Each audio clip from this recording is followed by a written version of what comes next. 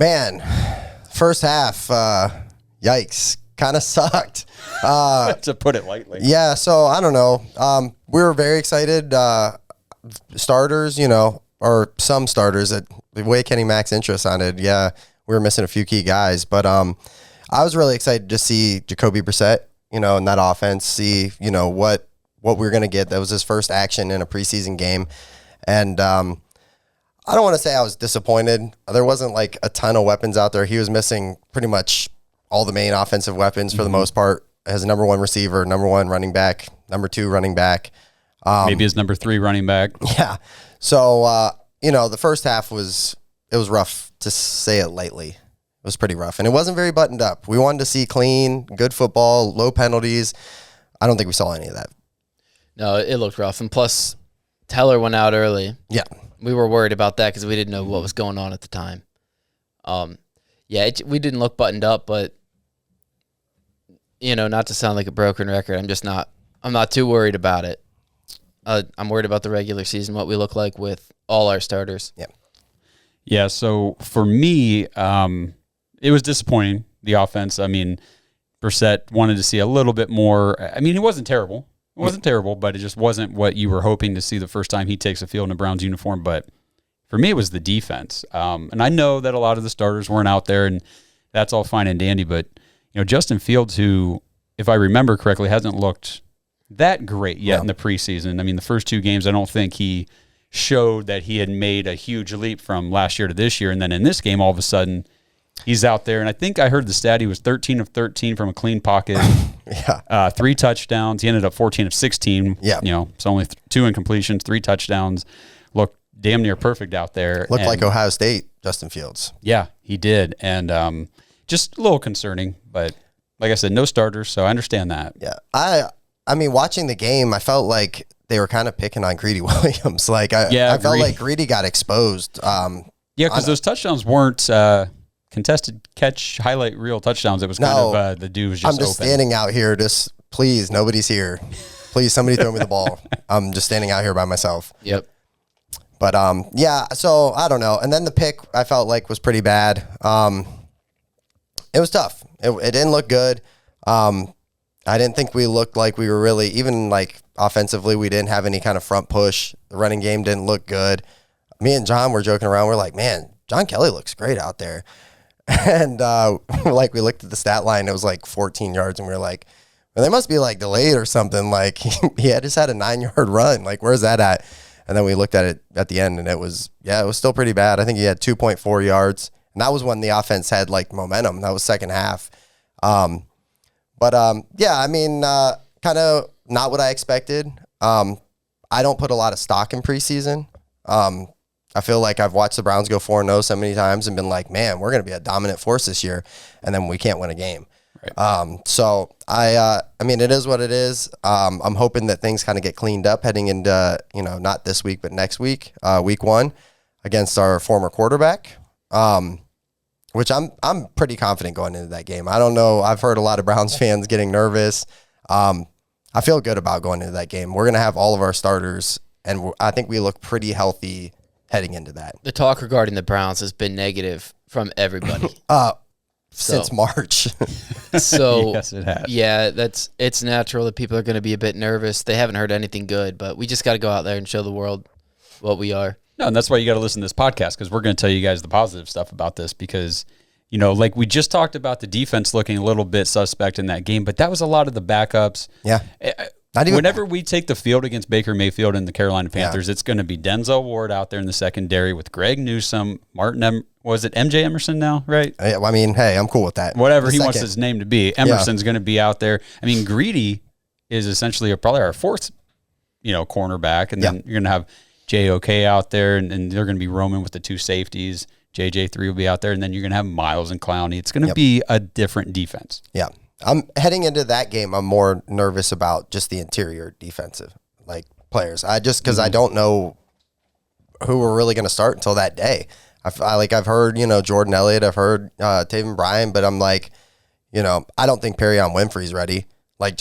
Seeing him go against 3s and 4s, he had a couple nice plays, in the Bears game, but I mean, you're going to be going elite talent against you, lining up against you, number ones. And as much as I want him to be successful I love how his attitude is. Like, I feel like everything that I've heard and watched with him, he's like the ultimate Cleveland hype guy. Like, I love it.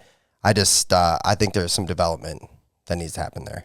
Yeah, I think based on the game the other day and just the way Camp's played, I think, what do we say, Jordan Elliott, Taven Bryan will probably be your top two guys on that, with Togi probably rotating in with them, and then we'll just kind of see what happens from there with why did I just blank on his name? Perrion Winfrey? Yes. Okay. I was going to say, I don't know, man. That was like brain fart. It's all right. But yeah, I don't know. So I'm not nervous. Well, like Justin did point out earlier, not that it really matters that much, but the second half of that game was pretty fun, honestly. It was insane. It was a great time. We laughed a lot. I thought we were not going to make it the whole game. We had a doctor behind us. We did. 8-year-old doctor. I hope he was 18 or 8 years old. I don't know if he was even 8, but yeah, he was calling out ACL tears. I can't remember who he thought. Oh, he said it was Demetric Felton. And we were on defense. So, I mean, he was giving him hell out there. He was calling it out. But, yeah, it was a great game. The second half was very fun. Dawgs looked great. The offense had some energy to it. The young guys, Mike Harley, I can't say enough about that kid. I really, really do think he's somebody special. I wish he would have made the roster. And I know there wasn't a lot of spots. There was literally, when you look at our roster, they were saying on Brown's Daily today, 6 or 7 spots, like at the beginning of camp that could be open, available. Right. Yeah, so they saved a spot for Anthony Schwartz. So well, let's talk about that. Might as well go 3 weeks in a row. The crowd reaction when he had his first drop, you could hear it on TV. It was crazy. It was hostile. People don't like him right now. We don't. I don't know about. I don't want to speak for you guys. I don't like him. I cannot stand to watch him play football. He's one of those guys that I just know he's going to be good if he goes anywhere other than Cleveland. So. Like I want to defend him because we knew going into, even when he got drafted, it was a development. Mm-hmm. Like, we knew it wasn't going to be like he was going to go out there and light people up day one, even though he kind of did. Like, he looked great against the Chiefs last year. But I feel like there's like a learning curve going on. Blake said it before. He looks like he's scared to get hit. Yeah, like, he does. Looks nervous. Even when he doesn't really have anybody around him, he kind of just bobbles it and drops it. The one that got tipped, like, people were losing their minds in the stadium about it because, it got tipped up and he still dropped it. We got to give him a little bit of slack on that. I mean, at least he adjusted to the ball and tried to, give it a run. But that last drop that he had and they pulled him out of the game, Cleveland Browns fans it was like we were looking for a backup quarterback to come in. I've seen it where it's like that, where the boos are loud. Mm-hmm. The energy's bad. I don't like seeing that either because I feel like as Browns fans, we're kind of like pegged as like that's what our fandom is. You know what I mean? We're quick to jump the gun and call for the next guy up. So I really, the fact that he made the roster, they obviously believe in him. I think he really needs to believe in himself a little bit. For me, if I were at the game and I'm booing, I'm not so much booing Anthony Schwartz. I'm booing the team, the front office, saying, "Don't keep this guy." Like, maybe he excel or succeeds somewhere else, but it's not going to happen here. I mean, he had 6 targets, 1 catch for 8 yards, 2 legit like stat drops. Yeah. But I mean, the ball always hits his hands and then hits the ground. It never stays in his hands. He looks, like you said, he looks scared to get hit. He doesn't seem sure of himself. I don't understand why he's on the team. And the deep ball that they threw to him when it was in the air, I'm like, oh man, big play. Yep. And then everybody in the crowd realized who's throwing it to. And no, don't get me wrong, he's fast, so they might have been a little bit overthrown. But man, I know it's preseason. Lay out for it, man. Give it a dive. Like, you're having a horrible preseason. You got to try something. Yeah, and I know. I mean, he missed a little bit of time. He was injured. But I mean, I think that as a Browns fan, I'm somewhat nervous heading into the regular season just based on our wide receiver depth. Like, I think we haven't seen our number one yet, but I think there is some questions, and I think that is like one of our weakest rooms, as far as like positional players. And then, we're going to get into it, but there was guys that were making plays that were young receivers, and we cut them. Yep. And so I was very confused, like guys that I thought could step in and become playmakers for us, especially when Deshaun Watson comes back, like the idea of like a Jamarcus Bradley or a Mike Harley or a Javon Wims. Like Javon Wims looked great. I think he ended up with 4 for 41, and they were contested. They were big time plays. I believe one of them was a touchdown catch. But yeah, so I have questions at that position. So he made the team. Schwartz made the final roster, Correct. which means we have to expect he's going to get some playing time in the regular season. Absolutely. So, I mean, what happens when he starts dropping passes that are potential game winners or games on Chain the line? movers, yeah. Yeah, and he's dropping passes. That's a big, huge deal. Yeah, well, and like I said before, this is on the front office. This, they decided this is who they wanted to keep in that receiver room over some of these other young guys. Now, some of them came back on the practice squad. We'll get into that. But, I mean, for the final 53, Anthony Schwartz, and my thing is I understand when people say, well, we drafted him. We knew he was a project. He's a developmental player. But when you draft somebody as a developmental player, you expect to see development. Yeah, and I see no development whatsoever from year 1 to year 2. I mean, even just a little bit of progression would be like, okay, keep this guy. He's got the speed. He's showing some promise. Yeah. He's shown no promise. He's actually regressing, if I'm being honest. I don't think that's. I mean, it is critical, but I don't think that you're wrong. Like like I've said it before. Like he gets open, he just doesn't catch the ball, which he's either showing the front office something in practice that we haven't seen Has yet, to be. or they just feel that with his speed that his upside is so big that it's worth one more year. Well, and they got that 3rd round pick wrapped up in him too. Yep, that's fair. That's fair. So the capital speaks, the speed speaks, and Anthony Schwartz makes the team. So, one other thing, I mean, we can talk whatever else you guys want to talk about from the game, but I guess I got 2 things. One is, what did you guys think about Jerome Ford not playing any running back? Does that solidify him as he's the 3rd guy and D'Ernest is the one who, if someone needs traded or let go at some point, because are they keeping Ford for sure? Has he shown enough? I think he's shown enough. And I like the upside that you're getting. Especially, I'm not saying right now the running back room is super heavy.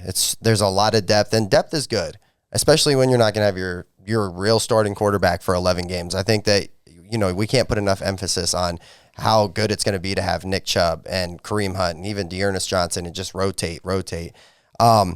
But like, to me, I think Kareem Hunt's gone next year. I know Browns fans don't want to hear that, but I just don't see him on the roster next year. So I still think there's a chance he's gone this year because of that wide receiver room situation and the way running backs tend to go down the first few weeks of the season. Yep. And I mean, if you can get a nice piece, a nice wide receiver Kareem Hunt could go to another team, and I think he could be the one. For sure. All day. I'm on record saying that multiple times. I think that he is extremely talented, especially with his pass catching skills. It'd be nice to have clarity. I know D'Ernest Johnson too, he can step in and fill in, but I just don't know. There's a lot of guys that are very, very good, and I just don't know if we move any of them, considering how much we're going to have to lean on the running game, I think, at the beginning of the year. Yeah. And the other thing that I wanted to point out, or I wanted to ask you guys, actually, what was it like being in the stadium when a Cleveland Browns player kicked a 57-yard field goal? Electric. Jacked. Yeah, it was electric. So we got there super early. We thought we were running late, and we literally probably walked in maybe 2 minutes before he kicked that 70-yarder, where he went the other side to the 40 and kicked it through. Like before the game? Yeah, in pregame. Yeah. Yeah, they were showing that on TV. It's crazy. I couldn't believe that. It's crazy. And I mean, it hit the wall, so he could have backed it up a couple yards. But I think that every time he went out to kick and he made it, he missed the one, but there was a sigh of relief, and people are excited because that's a big part of our game that we haven't had. Our special teams hasn't been that great the last few years. And especially last year, I felt like so many times situationally in like the football game, it'd be 4th down and like, I don't know, maybe like 5 or 6. And we were in field goal range and we couldn't even kick the ball. We just ran some kind of gimmicky play and it always turned into turnover on downs. I hate leaving points on the field, especially we lost so many games by less than a field goal. So it was pretty awesome. I think fans are excited about that. Yeah, I mean, for sure. I mean, that's a position that's eluded us for a while now. So it's not just a 57-yarder. It's a 57-yarder after 7 or 8 seasons of cycling kickers and just kind of crossing your fingers, hoping one of them is the guy. I think we finally found the guy. Yeah. Kid's got a leg, and it is awesome. The potential that he has, I mean, it's fun. Mm-hmm. Especially Absolutely. in a division where you got Justin Tucker and Evan McPherson now. Yeah.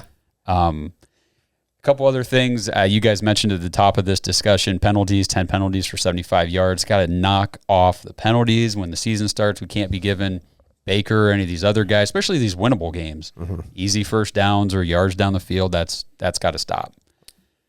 Other than that, was there anything else you guys wanted to touch on from this game? Thank God preseason's over. Yeah. I got one thing. All right. Just one thing. So I'm hearing a lot on social media and even just like in general talk, with like Browns fans on a daily basis.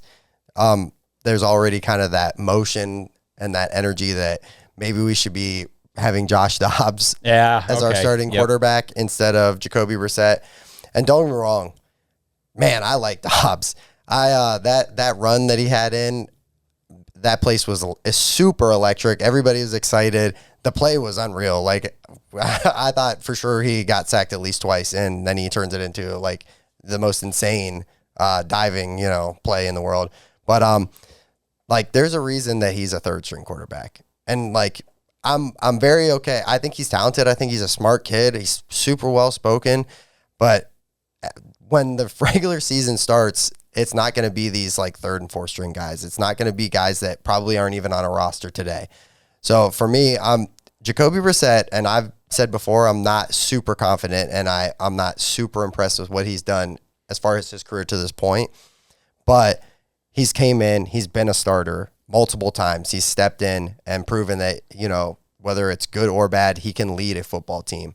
And, I think we got to at least give him a fair shake. Like, it's preseason. It's the last preseason game. We can't already start this. Dobbs should be playing the game. Like, because what happens when he isn't good? Then we going back to Jacoby Rossette. Then that's what we're doing. We're doing the carousel of quarterbacks again. Yeah, let's not do this, guys. Yeah. It's a very typical Browns fan thing to do. Yeah, and just as a side note, on our last conversation, Jacoby's interception was a slant pass to Anthony Schwartz, who got knocked down, of course. And yeah, wasn't it like a pick? Route. Like he got picked. It was like a pick play, and he kind of just fell down, flopped over. Yeah, because Brissett, I don't know what you guys saw in the stadium, but he looked PO'd on the sideline sitting there. He was, I don't know what he was upset about, but maybe it was the fact that get this kid off the field. Well, but they he knows he's the starter going into the regular season, so he's gonna get his chance to show what he can do. Yeah. And I even read too that like after his last drop and they pulled him out, Browns fans are booing and everything. Brissett kind of pulled him to the side and talked to him and just said, "Hey, like it's gonna be all good, man. Pick your head up. It's all good. It's one play or 6 plays or whatever. So it's only 2 drops, no big deal. So that shows some like serious leadership on his part because he could have just went to the side, sat on the bench, pulled out the pad and just started went about his business and. It's good to, especially for a young guy like that. He's a young kid. He's only been in the league for 1 full season going into his 2nd year. I know people are going to say, hey, get him out of here. And I didn't think he was going to make the team, honestly. And that was before the game. And I think he had even probably the worst game of the preseason as far as for himself. So it was very rough, but we'll have a whole year to see. Maybe Deshaun Watson comes in and, gives him something to fight for a little bit. Show that he has potential. Show that he has speed. Catch the ball. That's it. Just catch the ball, bro. Yep. Okay, so enough talking about preseason games because those are seriously no fun to watch, really. It's just a bunch of backups. The only cool part about it is watching some guys like D'Anthony Bell, who was on our show, and seeing how they do in the preseason. Are they going to make the team? Yeah. Spoiler alert, he did. I'm sure everybody watching this knows that. Super proud. Awesome for him. Super proud. And he totally deserves it, unlike Schwartz. The wait is almost over. A new football season is about to begin. Get ready for the NFL Week 1 action with DraftKings Sportsbook, an official sports betting partner of the NFL. To celebrate the return of football, DraftKings is giving new customers a can't-miss offer. Bet just $5 on any football game and get $200 in free bets instantly. Want more action for opening night? Everyone can experience the thrill of DraftKings early win promotion. Get up 7, you win. Bet on any NFL team of your choice, and if your team leads by 7 points at any point during the game, you get paid instantly, even if your team loses. DraftKings is safe, secure, and reliable. Best of all, you can deposit and withdraw your cash whenever you want. Download the DraftKings Sportsbook app now and use promo code TPPN to get $200 in free bets instantly when you place a $5 bet on any football game. That's code TPPN, only at DraftKings Sportsbook, an official sports betting partner of the NFL. Minimum age and eligibility restrictions apply. See show notes for details.